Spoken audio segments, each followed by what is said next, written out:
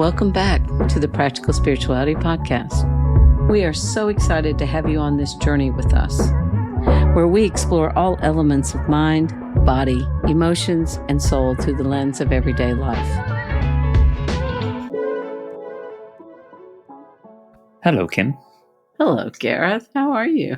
I'm doing good this morning. How are you doing? I'm doing well. I think this is another interesting universal topic for us to discuss. I think so too. I think this morning we're going to talk about feeling the fear. Why did you choose this topic? Let me just ask you that question to start with. Well, one, as I mentioned, it's a universal experience that we all go through. And I think no matter how much you do on this journey, study yourself, explore, it's that life continues to get creative in creating new fears or having us explore past fears, because behind all fear is growth of understanding self in a new way, in mind, body, emotion, so of our human experience. I think what most human beings tend to struggle with, regardless of what area it is of their life, is that if our logical mind doesn't have a basic understanding of why it exists, there's automatically going to be restrictions or blockages of our ability to process it or accept it into our lives. Even though, as we talk about often on the podcast, there's always going to be challenges. You're never going to accept anything 100%. But when it's something in a societal sense that's never been discussed or talked out, there's going to be a more resistance than maybe there should be, especially when 8 billion people all experience fear in their own way. And that is all unique to them.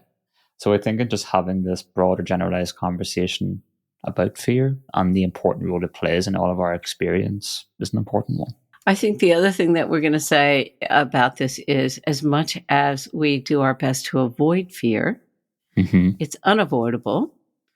And that, as you were just saying, we're going to experience it throughout our whole entire life. And I've just heard a bunch of people go, click, change the channel. Switch the station. Switch the podcast. Stations.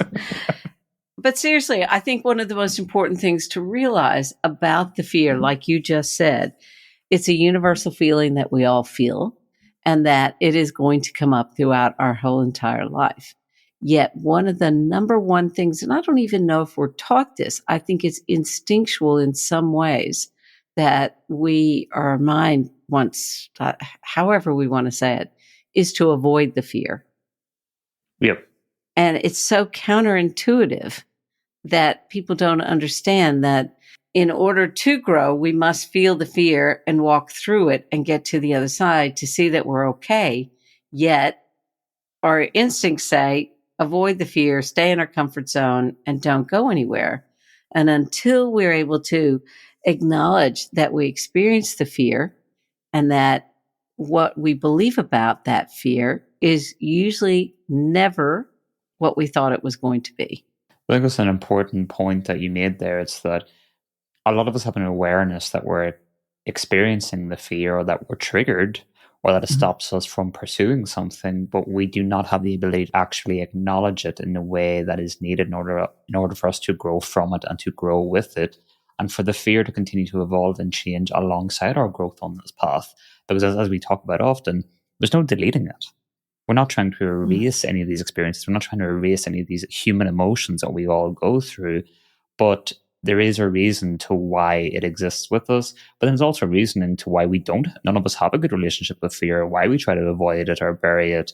So that's what's interesting about it, is that there's a reason behind this all. But once again, when it's never just talked out in an open discussion, you and I are both aware that there's going to be a lot of sentences or things said in this episode that's going to sound great on paper. Right. But in reality, we all know when we're triggered or these emotions come up, it's very strong. But we all have to start somewhere, and I always say educating the logical mind, both subconsciously and consciously, is always a great place to start in order to build a relationship with any part of us. Well, I almost want to laugh at that statement, because I go, you can educate my logical mind all you want. I've been trying. I know you've been trying for a while, but you can educate the logical mind all you want. That doesn't change what happens inside of somebody when the fear rises to the surface. And before we get too deep into it, the goal of feeling the fear can be very empowering if you're able to sit back and sit through the tension of what that brings up inside of you. Exactly. However, it never feels comfortable. No, it's not meant to. It's not meant to Yeah. by design. Mm-hmm. The whole point of understanding the fear and wanting to explore it is to continue to reduce its intensity in our system that actually dictates our decision making or gets rid of our logical thinking fully in certain moments. So if it's an intensity, as we talked about in previous episodes, of an 8 out of 10, that's going to actually dictate how we make decisions or what we do in certain moments. Whereas if it's a 3 out of 10, you're still experiencing the fear, but your logical mind, your ability to make a different decision in that moment is possible. And I think this is when it comes to any of our emotions in some way. But in this particular episode, of course, we're going to be focusing on fear. And again, it's never clean cut and simple, and it's different for every person, but you have to start somewhere. I just laugh because, as we both know, I have a very personal relationship with fear and have done my entire life. And so when you go, it's going to go down out of 3 out of 10, and it feels more easy to make a decision or move forward, I think, yeah, okay. It still never ceases to floor me when the fear hits. And maybe that's because for a long time for me, and probably for a lot of our listeners out there, that it is one of those survival techniques that get built into the system. And so, depending on what our personal experiences are, if you've had a lot of survival fear, then that is what the mind body experiences a lot of times, even though you have grown and you've moved through a lot of stuff, it still feels familiar to that survival fear. So there are different levels of the fear, like we were going to say. That we've got the survival fear that we have. We have like general fear. Then we have societal fear. We have that emotional and psychological fear. And so there's varying degrees of fear that we all have.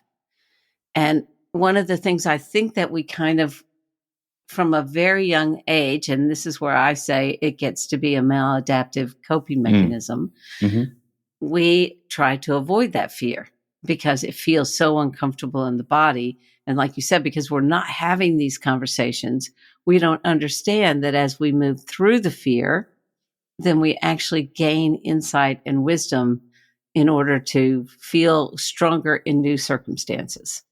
But when you've had a lot of fear to start with in early childhood, that I think you go directly to the survival fear each time fear comes up.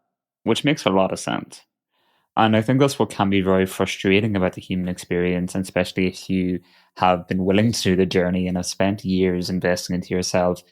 And that's what I was saying earlier, that even if you get, and I know we're deeply simplifying this, okay, that if you have a certain fear and it wasn't 8 out of 10 in your system, and then you got it down to a 3 out of 10, be able to process through it in those moments, it never ceases to amaze me how life will create a new fear that we didn't even know we had present day, because we're constantly being exposed to new experiences, new people. And yes, there might be links to our past, as there is for any part of us, but it's an ongoing journey that's constantly unfolding with past fears, present fears, and fears still yet to come. So it's not just one thing, as we both know, or it's not simplified. It's multi-layered, because we actually run way more fears than I think any of us actually understand or have ever explored.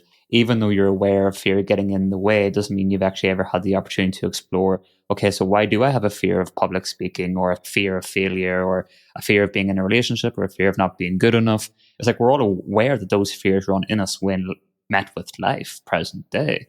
But to actually explore and understand what are the root of these, and then what does that actually mean moving forward for me? No, we haven't.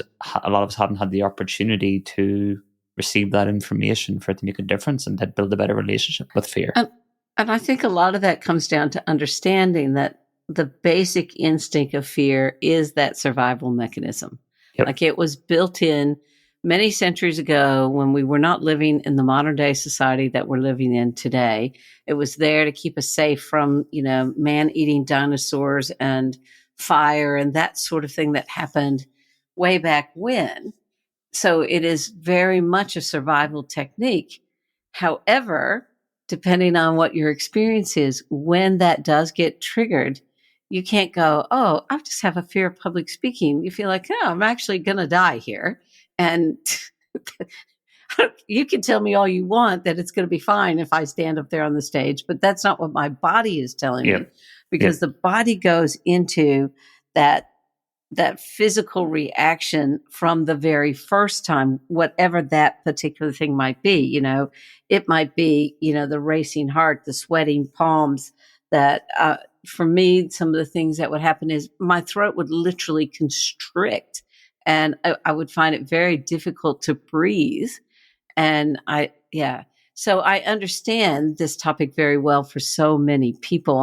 And that's why I think it's important to explain that, there's a couple little cliche phrases out there, but one of them literally is one of the reasons why I think I managed to start moving through some of my fears. And that was false evidence appearing real. Mm. And so when it was explained to me like that, I was like, it doesn't feel false. Yep. And no, it doesn't feel false. But until you're able to sit with all of those reactions that are happening in your body, both mind, body, and spirit and emotions, and you move through it, you go, okay, I did survive that. It wasn't the big bad threat of the dinosaur going to eat me. Yep. And I actually did well. And now I have a reference point for being able to conquer something. But you have to do it enough times so that the mind gets that message, or that primitive part of the brain gets that message, is what I want to say. Because that's incredibly relatable. And I think even in changing the relationship I had with my fears, because we said we all have them as a part of the human experience, part of our growth path. But the biggest change in my brain was in understanding that they are my fears. And as I often talk about, taking responsibility for what is within us. It doesn't mean that we have all the answers immediately, because if you did, that mean the journey would be pointless. You're doing a journey with these fears and of why they're there and how they're going to be a part of you moving forward. So when we actually learn how to take the time to explore them, they unfold in their own time, and life gives us present day experiences to explore them with. That be with certain individuals, with certain work opportunities, with family, friends, like the list goes on of how fears can be presented to any of us and within us in our given day-to-day lives. So we haven't been taught the tools to be able to have that level of self-reflection and to start building that relationship that you and I talk about so often. But when you do that, you can start to actually see the purpose of fear or the benefits of fear. Because I think for most of us, we've only ever known the downside of fear, of that if I didn't have this, how amazing my life would be. I absolutely agree. I absolutely agree. But you do realize in the same statement you just said, we're going to have these fears for the rest of our life. Yes. And, building that relationship with them. Yes. Where if you had said that to me 20 years ago, I definitely would have changed the channel without a shadow of a doubt, because it didn't make sense. It wouldn't have made sense to me then, because the fear was so intense. Yep. And so again, I think it is a step-by-step thing in waking up to what fear actually role it plays in our life, because it felt so instinctual for so long for me. And it did feel life or death for a long time. Once I managed to understand that, because I had carried so much of it in the past and that I wasn't going to die, that was the very first thing I had to do. I wasn't actually going to die. I actually lived through a few of these things that I didn't die. And so I'm going to be okay. Yep. Did I stop avoiding them at that point? No, because I didn't logically understand it, but I knew I wasn't going to die. So that's kind of like that very first step I think so many people have to get through. And it's after you've conquered that and you've started to have more logical understanding of what you did achieve after you've gotten through the survival instincts, that you can then start to look at fear in a different way. Yep. But I think I want to say, if there's anybody listening out there where it does feel like you're going to die, you're at a beginning stage of experiencing and developing a relationship with fear. And so that is where you're probably going to want to get the most external help at that point. Yep. Because when it is that strong, you can't possibly know you're going to be okay. No. And I say that because I remember how strong it was in me. And if I'm going to be really honest, can still be that strong in me in moments, and it still never ceases to amaze me when that primal fear comes up sometimes, how absolutely convinced I can't move forward. But I think that's what's interesting about when we do feel that fear that you're talking about, regardless of what stage we're at or how it Mhm. appears. It's not a choice, but it is trying to show us something about ourselves. Mm. And I think that it's asking us to experience, to grow, to explore. But when you haven't been taught that, or that's what the messaging is, because you're so stuck in the emotion, Mhm. of course, it's going to be paralyzing. Mhm. Our relationship with these individual fears change and the intensities change over a period of time. Of course, they can still get triggered in different ways. A lot of these things we Mhm. don't have control over, but we can educate ourselves on them. And as I was saying, is that life continues to introduce new fears because there are new opportunities to grow. But of course, when you're starting off and you don't actually have a relationship or an understanding of how to grow with fear because it's still so paralyzing, then of course it's going to seem like a crazy concept. And there's a lot of things about this world. It's like a lot of people have gone through very traumatic experiences.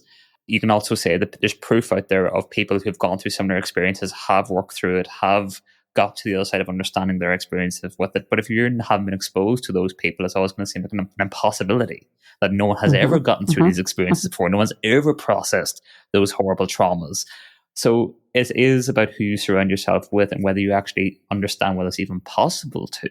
So, of course, Kim 20 years ago didn't think that the fears she was experiencing, or even myself 20 years ago, didn't think that the Mhm. fears that I was experiencing could ever be actually understood, felt, or processed.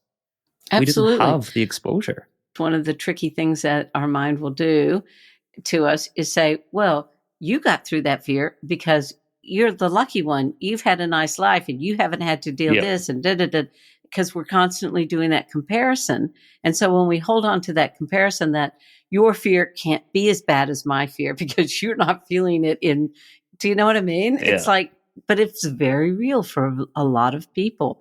And so that is what we have to dispel a lot of the times, that we want to validate the fact that that emotion is definitely coming up in us. And for us, it's very real, but we have to take the comparison off because we can't possibly know what anybody else felt or experienced. And while it looks like someone else moved through a fear very easily, you look like you're moving through your fear very easily as well to someone else that's just at an earlier stage of their processing fear. And so I think that's something that we need to mention out there, because we do this. We're in a society today where we're constantly comparing. And Yep. so we always think our fear or whatever we're experiencing, our trauma, drama, whatever it is 10 times worse than anybody else's. Mm. And we have to get past that kind of thinking to be able to explore it. Because if we're always holding on to, but they're the lucky ones, or they're the ones that get to move through it easily, then we're never going to explore our own fear. Yeah, because I think people think, well, if they have a headache and then I have a migraine, it's kind of Yes. like, no, mine was way worse, you know. But Yeah. again, how can we actually compare? We can't. And as you were saying there, it's not that we're trying to either. But it's, if anything, in seeing other people on their journey or their ability to process whatever they went through, there's similarities in the human experience in mind, body, emotions across the board. Yet, of course, our understanding of that for any of us is unique. But if anything, it should give you hope that it is possible for you to do that for yourself in your own way. So the human experience can be understood, can be processed. The things that we have gone through can be explored, but we need to do it in our own time with the right people and the right help and the right information. But only any of us can decide to go explore that when the time is right. It can't be forced onto us. You can't fake it till you make it, but you have to start at the start and start working your way through, as we talked about at the start of the episode. And I think it's very important to state that, every single person goes through it. There is no person on the planet that doesn't experience fear, just because of what you perceive they're experiencing doesn't mean that they're not experiencing fear at some level. Yeah. And to that, I want to go to a story that happened to me, and I've shared this before on this podcast, but I think it's important. When I went to middle school, and that was the first time that we changed classrooms and had lockers and whole fun thing back in America, I had a lot of fear. I had a lot of fear of people. I had a lot of fear of getting things right. I just was riddled with fear. I could not find my locker. When I would find my locker, I couldn't remember what my combination was for my locker. So by the time I'd get to my locker and try and get my locker open, the bell would ring again and I'd have to get to my classroom and I wouldn't know where my classroom was and I'd be so afraid of that. And so I'd give up on my books and I'd go running to the classroom. I'd slide into the back of the class. My heart would be pounding and racing and I would look around and hear all these kids with their books and they're calm and I remember I used to get very angry about it because I'd be like, how is it they can do this and I can't? Mm. Which I just added another fear to the already many fears I had because I was telling myself that I was somehow failing. Well, I think that's the other thing with fear that I wanted to bring up is there is no such thing as failing. It's all different levels of experiencing and then becoming aware of what we're experiencing. And each time that we manage to move through something, whether we're aware of the growth or not, we have had signs of growth. Yep. So I think it's an important thing to point out because we have such a wide audience out there that we want to make sure we cover everybody because it's one thing to say, oh yeah, we're going to experience it and it's all for our growth and it's a good thing where there'll be, half the audience going, can we just shoot these people? So, I'm sure if you've been experiencing fear, what the common triggers for you are. And I don't even think we need to go into some of those, but some of the common fears, like you said, are fear of public speaking, the fear of failure, the fear of not being the same as others, the fear of not succeeding, not being enough. As soon as you say the word fear, things come to people's minds instantly. Instantly. But that is where the journey is and where the growth can be for any of us. And neither of us are trying to overly simplify this topic or trying to say that it's easy because we all know it's not. But that is where the journey is with it. And I do think we are all very uneducated on why fear needs to exist is kind of why we're having this conversation, because we're just trying to bring it to the forefront of that. Like most things, that there's 8+ billion of us all experiencing this. It's here for a reason. It's one of those things, as you say it, like when you go, we need to see that fear is here to teach us and that's going to be here forever, that there's an instinctual no that happens inside of me. What are you talking about? I've spent my whole life trying to get rid of the fear. Now you're telling me it's never going to go anywhere. It's that feeling. Absolutely. Let's take a step back from this week's episode and share with everyone what we've been up to behind the scenes. We're really excited to be able to finally offer the Gareth Michael community to each of you. The community offers a range of benefits, including access to our live events, weekly podcast episodes, articles, self-checking questions, as well as a community of individuals you can connect with and interact with along the way. It's designed to offer you support, guidance, and a safe space on a day-to-day basis. We'd love to have you join our global community of like-minded individuals. That website address again is www.garethmichael.com. Now, let's get back to that episode, shall we? And again, that's universal and very understandable. And I think it's saying that our relationship evolves and changes with the fears that we all have individually. But it's like any relationship, is that it takes time to invest into it. It's kind of like that concept we talked about before in a previous episode. You have to date yourself. You have to date your fears. You have to spend time with them. You have to invest into them.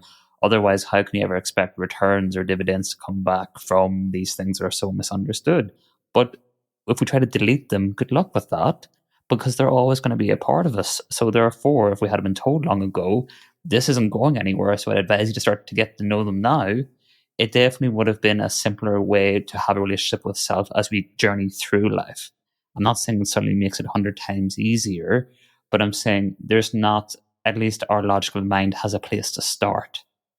And we then have tools that we can use when fear strikes, or we understand that there is something in it for us and it's not just all downside all of the time, because you can see how that is so draining and exhausting, and then we beat ourselves up, and it's just, the books aren't balanced when it comes to our understanding our relationship with fear longer term.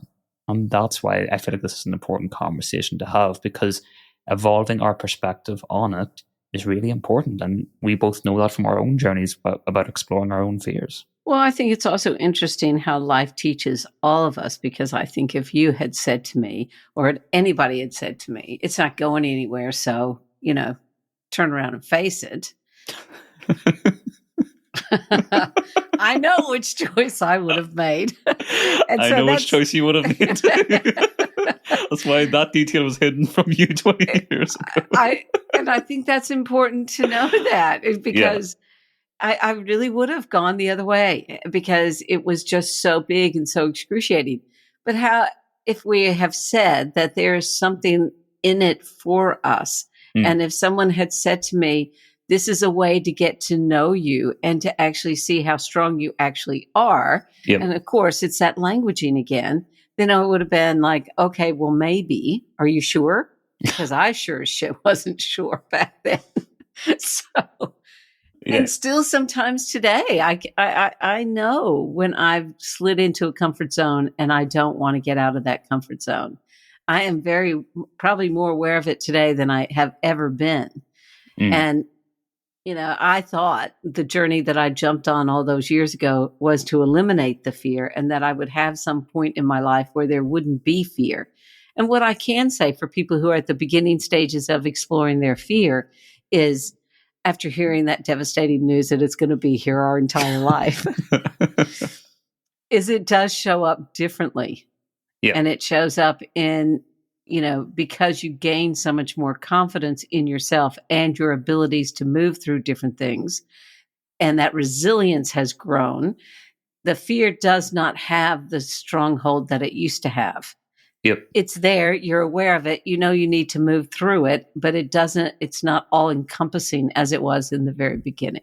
But I do want to say is that if we expand this out to say any of our emotions, and even if that is love, if that is sadness, if it is grief, like we all know how they're all multi-layered emotions that, but they're going to be with us for the rest of our life. And how we experienced any of those emotions 20 years ago versus how we experience them today, they've all evolved and changed, but they're going to be with us to our last breath, all of them. Mm-hmm.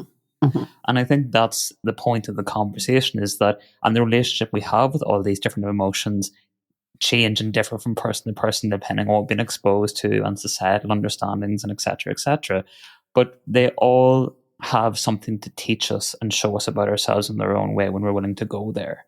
And I think fear is an interesting one, because I do think it's something that's often in our face every single day, but we've been taught to bury our head in the sand because we haven't been shown or taught or given the tools to actually understand what it's trying to show us, even when it is hard to see it, or even when we don't want to see it. And it's okay sometimes to bury your head in the sand, but to have the awareness and own that, I think, is actually what we need to do for ourselves. But again, I also believe that's not a choice. It's like 20 years ago, Kim wasn't allowed to address certain fears. It's not that she was choosing to run away.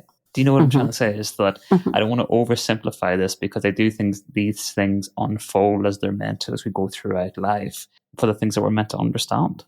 Is that everything out there is like, how do you conquer fear? How do you get rid of fear? How do you delete fear? It's always about trying to blow it up. Life without this emotion.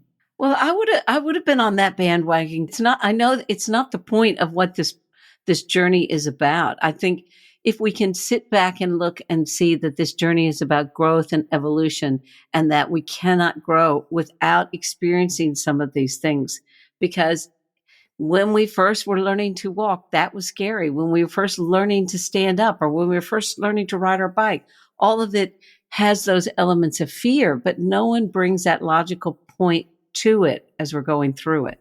Exactly. And I think this is why, when it comes to when we do eventually want to explore these things, then you have people telling us that you can just delete it, we can never experience fear again. Because as you said, it's the easier sell. People, of course, are going to buy into the idea of that. But then you actually go through life and realize that all these emotions are doing the journey with you, regardless of how many people told you that you could get rid of it. It's like every spiritual book has promised you spiritual enlightenment and spiritual awakening. I would agree with that. But as you said, everything happens here as it's meant to be happening here. And I think that little trickster of you can eliminate it, you can conquer it, is one of the reasons many of us step into it, because we think, oh, I can conquer this. And so I jump into it, and then... But the layers of conditioning that adds, it actually extends years of the journey. is what you and I often come back to, going, oh, only if I had known. But Exactly. that is the journey. So I know we're, so to speak, arguing both sides of it, and there is no right or wrong in how it Mm-hmm. unfolds. Mm-hmm. And I think that's why looking back and seeing the journey that any of us go on, it's refreshing to be able to talk it out. And I think that's what it goes back to. It's not talked out enough from everyone's Exactly. experiences. And I think it can be refreshing to understand that it's always going to be a part of us, instead of having that expectation or conditioning that maybe someday I live without it completely. I don't think that's necessarily healthy longer term either, but it doesn't mean it has to control or dictate every part of our lives in the ways it once did. Right. And I agree. And I would say to you, compared to the beginning of my journey, my fears feel a lot of the time almost non existent. They show up in different ways and it's far more subtle. And it causes me to have more self reflection in order to understand those fears. And so that feels a whole lot gentler to me today than Mm. what it was in the beginning.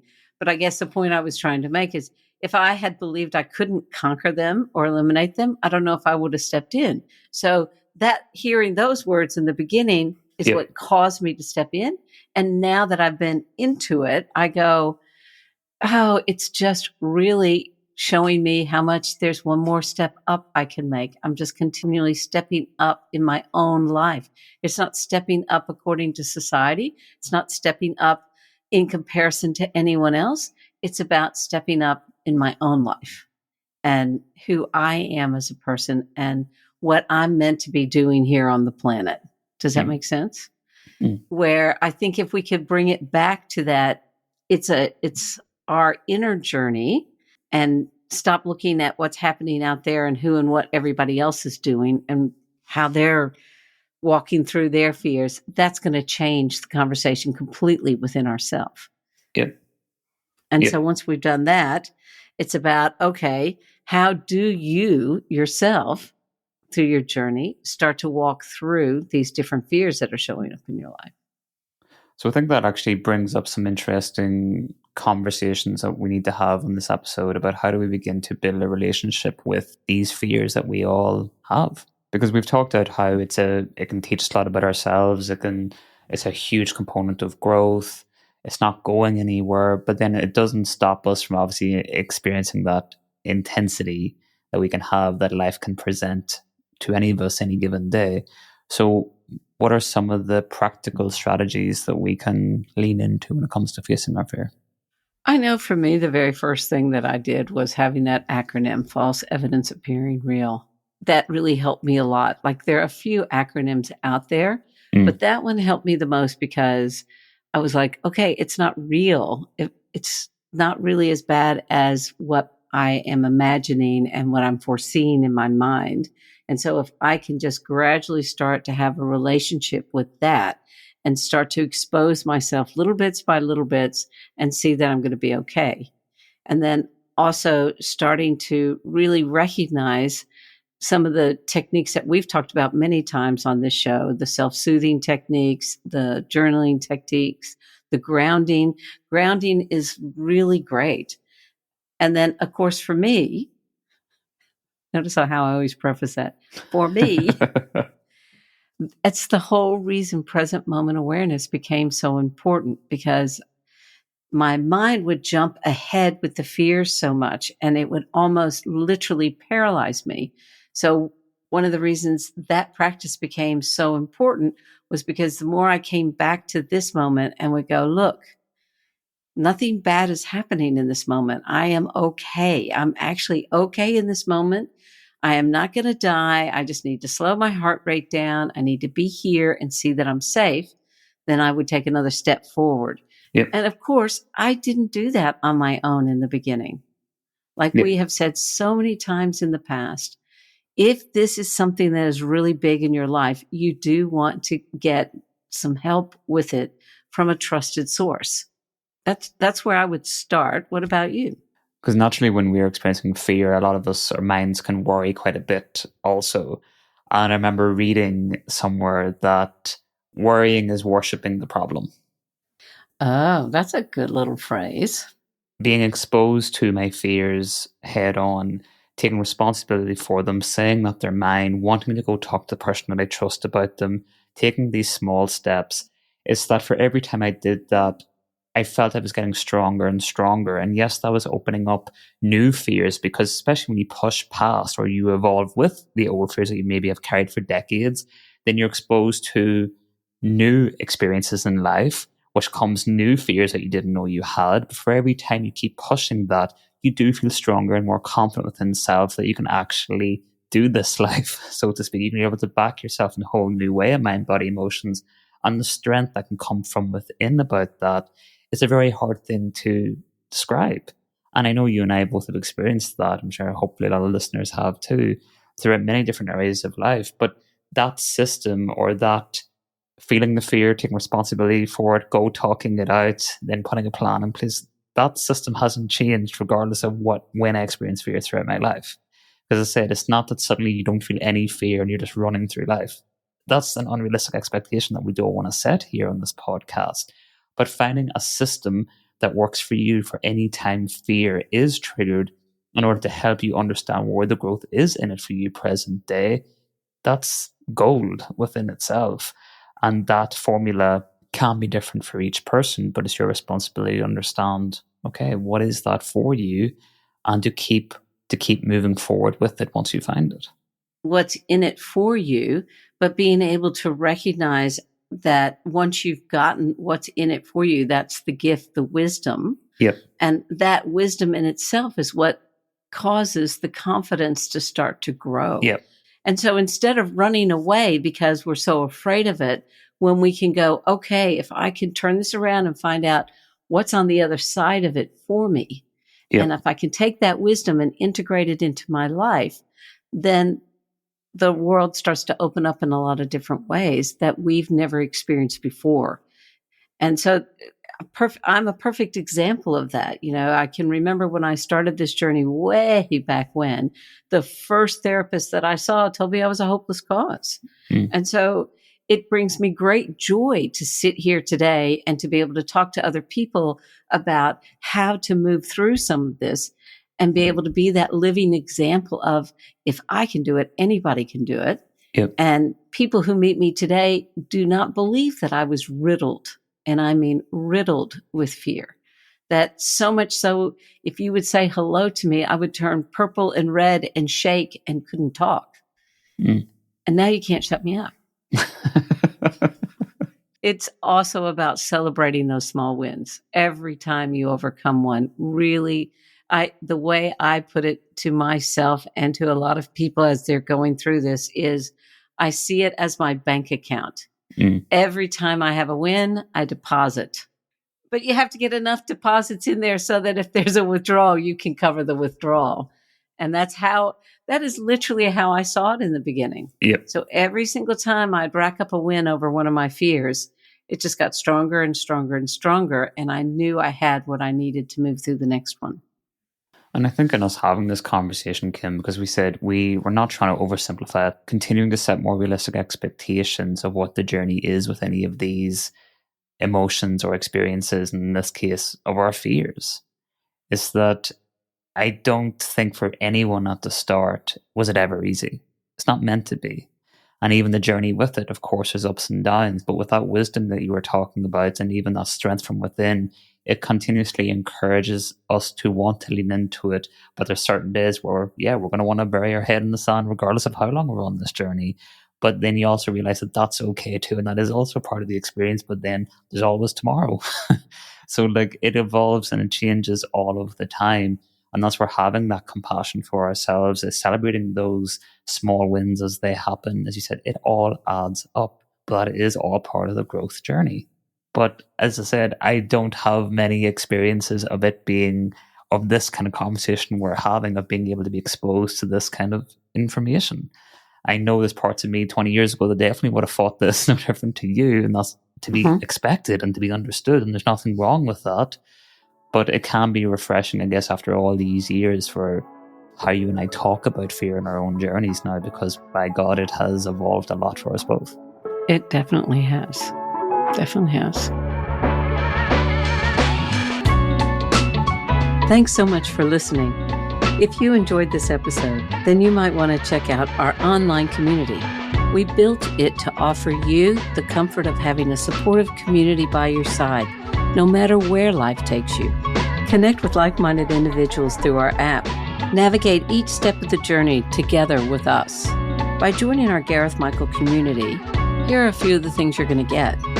You'll get exclusive real-time access to live recording and events, advanced access to each new episode, the opportunity to ask questions directly of Gareth and I, input into what topics we cover in the show, access to exclusive content not available anywhere else.